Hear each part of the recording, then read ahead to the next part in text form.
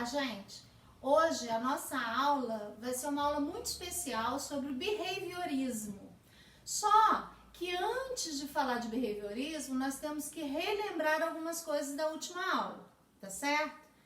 Então vamos lá. Nossa disciplina de Psicologia da Educação, o conteúdo de hoje é behaviorismo e educação, e o nosso objetivo é comparar as contribuições das diferentes teorias às práticas educativas. Nós vamos começar hoje a falar sobre behaviorismo, daremos 2 aulas sobre esse assunto, a dessa semana e da próxima, e depois entraremos com Gestalt e outras teorias. Por isso, comparar as teorias, tá certo? Vamos começar a teoria do behaviorismo hoje.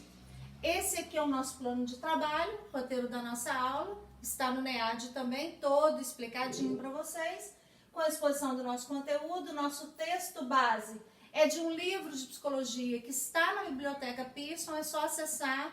No plano de trabalho postado no NEAD tem o link, então clica no link que vai direto na página do livro que eu pedi. A tarefa, que também está no plano de trabalho, e o nosso encontro online, eu espero todo mundo lá, ok? Então vamos dar uma recapitulada rápida na última aula. Primeiro nós conversamos sobre a história da psicologia, falamos sobre senso comum, sobre ciência, falamos sobre a influência das outras artes para a psicologia, não é? Falamos sobre a religião, a arte, falamos sobre sociologia, todas as filosofias, as influências que a psicologia tem sofrido durante a construção da sua história. Falamos do objeto de estudo da psicologia, que vem sido modificado através dos tempos, né? E, inclusive, nessas teorias, nós veremos objetos de psicologia sendo transformados. E hoje, até a presente data, o objeto da psicologia, aceito hoje, defendido hoje por todos os teóricos e todos os psicólogos, é a subjetividade. Explicamos sobre isso na última aula. O que é a subjetividade? É o conjunto dos nossos saberes, os introspectivos, os extrospectivos, né? Os nossos saberes comuns a todos, o nosso saber particular, tudo isso quando se forma, a nossa cultura, a criação que recebemos da nossa família, a nossa religião, quando a gente junta isso tudo, forma a nossa subjetividade. E a subjetividade, ela está em constante construção. Ninguém tem a sua subjetividade fechada, mesmo que morra com 150 anos, ainda está construindo esse objeto de psicologia dentro de si, né? E falamos também sobre os profissionais da área. Como que eu sei qual a diferença do psicanalista para o psicólogo, do neurologista? Muitas vezes a gente tem um problema neurológico, procura um psiquiatra, tem um problema psiquiátrico, procura um neurologista, e nós tiramos essas dúvidas e esclarecemos o trabalho e a abordagem de cada um, ok? Hoje nós vamos falar do behaviorismo. O behaviorismo foi criado, né, pelo Watson, dali. Ele foi criado lá em 1913. A teoria do Watson era justamente defender que o objeto de estudo da psicologia deveria ser o comportamento humano. Esse comportamento, ele veio sendo analisado e ainda é analisado até os dias de hoje. Só que hoje entende-se que não é só o comportamento humano que é o objeto da psicologia. É todo um contexto, é toda uma junção, é o comportamento e mais várias outras coisas, né? A palavra behavior, apesar de escrever assim, nós temos que aprender a falar corretamente, é behaviorismo, então vem de behavior, quer dizer comportamento em inglês. Deixando aqui para vocês uma referência bibliográfica importante, já conversada na sala, mas a gente vai relacionar o behaviorismo. Antes do aparecimento do behaviorismo, o método fundamental para a psicologia era o da introspecção. O que é introspecção? É a nossa análise interna, né? Quando a gente fala assim, fulano está muito introspectivo. Por quê? Porque ele está pensativo, ele está pensando nas coisas dele. E a psicologia, ela sempre teve essa característica de analisar aquela pessoa, né? O seu eu. Então, até hoje, a psicanálise usa esse método assim de uma forma fantástica, a introspecção com a interpretação, né? De você mergulhar dentro de si mesmo e descobrir o que está desequilibrado para poder reequilibrar. Por algum tempo, os psicólogos pensaram que a tarefa da psicologia era investigar conteúdos, estrutura e funcionamento da mente, realizando o sujeito um autoexame e relatando a sua experiência. O comportamento animal era igualmente interpretado, adotando-se o conceito de consciência humana. Então pensava-se ainda lá no final do século XVIII, né, e no final do século XIX, início do século XX, pensava-se ainda em homem no sentido de animal racional. Então, se é um animal racional, vamos analisar os comportamentos animalescos desse homem e o que ele raciocina em cima desse comportamento. Depois vem crescendo, né? O que é, então, para Watson, o nosso comportamento? Né? Ele é um objeto observável. As nossas reações são observáveis. Então, Watson usa isso como objeto de estudo da psicologia, porque nós podemos observar o que é exteriorizado através do comportamento e analisar a partir disso. Né? Essa foi a análise principal e a defesa da linha behaviorista. Né? E como o comportamento é algo observável, é algo visto, né? De qualquer forma, exposto, ele é exteriorizado, nós podemos então reproduzir.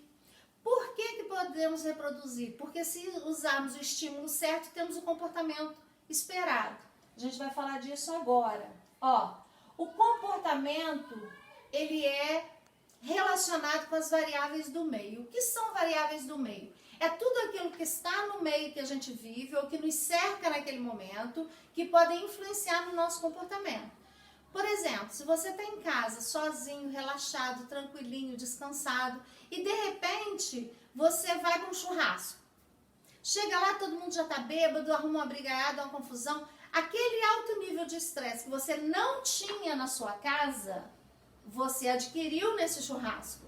Então, o seu comportamento lá no churrasco não vai ser o mesmo que você estava tendo na sua casa. Por quê? Porque as variáveis do meio, daquele meio, influenciaram na sua mudança de comportamento. Assim como as variáveis do meio que você estava em casa, que era um meio de tranquilidade, de paz, de calmaria, também influenciavam na sua calma, né? E isso é a relação, né, existente entre o sujeito e o ambiente. Nós não conseguimos ficar dentro de um ambiente sem interagir com ele. Aquele ambiente ou traz para nós euforia, ou traz para nós paz, tranquilidade, calmaria, ou traz para nós nervosismo, ou traz para nós medo, não é verdade? Quando a gente está doente, passa mal e chega no hospital e o médico fala assim, tem que internar agora, dá aquele medo. O ambiente hospitalar traz, a princípio, medo para quem chega como paciente, né? Não para quem é profissional.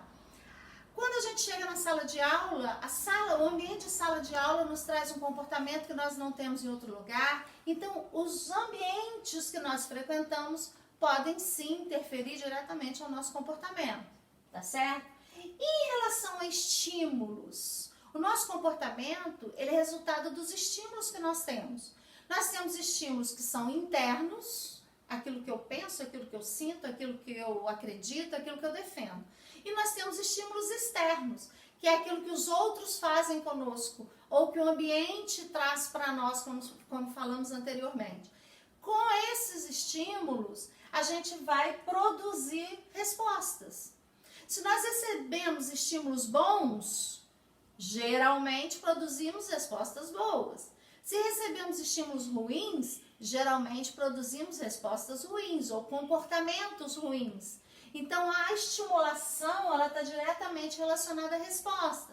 Se você tem um professor que te estimula a ler, te estimula a estudar, te estimula a aprofundar, você vai ter uma resposta em relação ao conteúdo dele. Você vai ler, você vai estudar, você vai observar, você vai assistir ao vídeo que ele mandar. Isso tudo é resultado da estimulação que você teve, tá bom? Daí eu coloquei uma tirinha aqui que eu acho fantástica, que é o seguinte: pai, tive uma ideia. Talvez minhas notas melhorassem se você me oferecer $1 para cada D, $5 para cada C, $10 para cada B e $50 para cada A. Olha o Calvin negociando com o pai dele. Aí o pai dele falou assim, eu não vou te subornar, Calvin. Você tem que se dedicar para o seu próprio bem. Daí ele diga, droga, eu pensei que ia ganhar $4 na moleza. Quer dizer, ele ia ganhar 4 notas D, né? Para ter $1 para cada nota D. Então, ele estava buscando no pai dele um estímulo para dar uma resposta. E o pai dele já corta de cara, né? Eu não vou subornar você para tirar nota boa. Tipo assim, nota boa é obrigação sua, eu não preciso te subornar para isso, né? Então, na próxima aula, a gente vai continuar falando do behaviorismo e, importante, no texto que eu postei no NEAD, do livro para vocês lerem, a tarefa, já é uma preparação para a próxima aula sobre esse conteúdo. Então, não deixem de ler, não deixem de fazer a tarefa e eu encontro vocês aqui, ó, dia 28, às 19 horas, na nossa sala do Meet, para estarmos conversando. Aqui está a referência, que é a relação da bibliografia, que eu coloquei a referência lá atrás, né? E precisando de nós, faça contato. Obrigada, gente!